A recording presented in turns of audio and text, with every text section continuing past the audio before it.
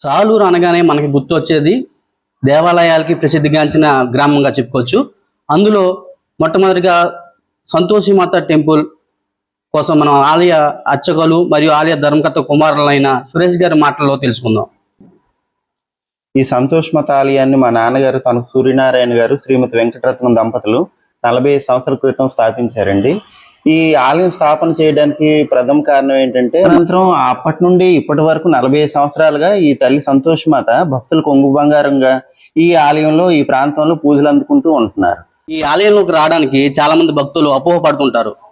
ఫలానా రోజే రావాలి, ఏమైనా నియమ నిష్ఠలు ఉంటాయా అని రావడానికి అపోహపడతారు. రోజు రావడానికి దానికోసం ఏమైనా వివరణ ఇవ్వగలరా?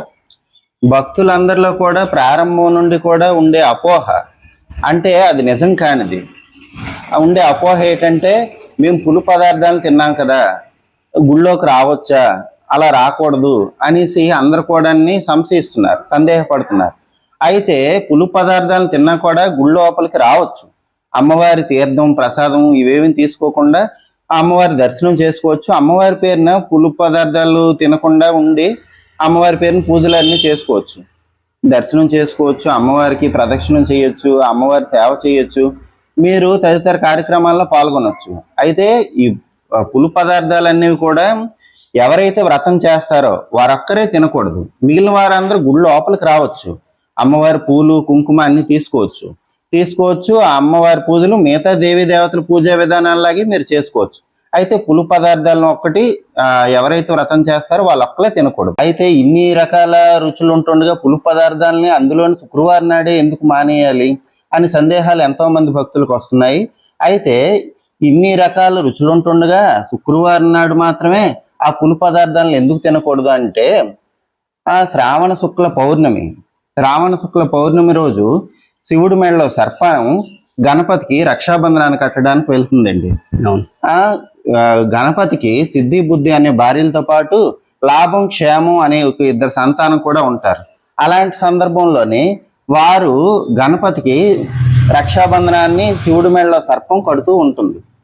కడుతూ ఉంటుంటే, మీ నాన్నగారు రక్షాబంధనాన్ని కట్టించుకుంటున్నారయ్యా, మీకు కూడా రక్షాబంధనం కట్టడానికి మీకు సోదరు లేదు, మీ నాన్నగారి దగ్గర మారం చేయండి అని చెప్పేసి నారద మహర్షి ఈ లాభం క్షేమం అనే పిల్లల్ని ప్రేరేపించడం కారణంగా ఈ లాభం క్షేమం అనే పిల్లలు గణపతి దగ్గరికి వెళ్తారు.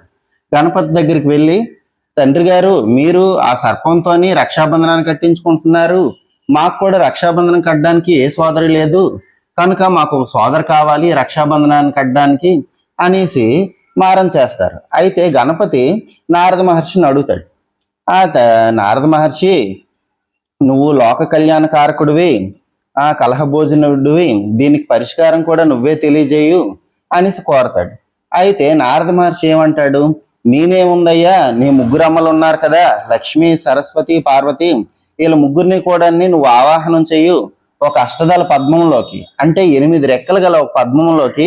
లక్ష్మిలో ఉండే సిరి సంపదలన్నిటిని ఆవాహనం చెయ్యు, సరస్వతిలో ఉండే సకల విద్యల్ని ఆవాహనం చెయ్యు, అలాగే శక్తిలో ఉండే అనేక రకాలైన శక్తులు కూడా ఆ పద్మంలోకి ఆవాహనం చెయ్యు అనేసి నారద మహర్షి వినాయకుడికి ఉపదేశాన్ని ఇస్తాడు.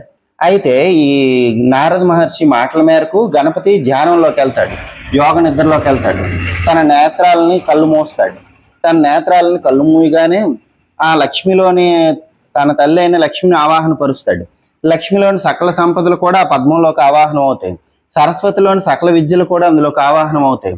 శక్తిలోని పార్వతిలోని అన్ని శక్తులు కూడా ఆ పద్మంలోకి ఆవాహనం అవుతాయి.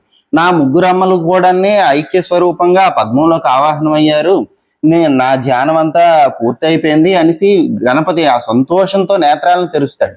అలాంటి సందర్భంలోనే ఆ అష్టదళ పద్మం, అంటే 8 రెక్కలు గల పద్మం విచ్చుకుంటది. 8 రెక్కలు గల పద్మం విచ్చుకొని 4 బాహువులతో చతుర్బాహువులతోని 8 సంవత్సరాల ఒక పాప ఉద్భవిస్తుంది.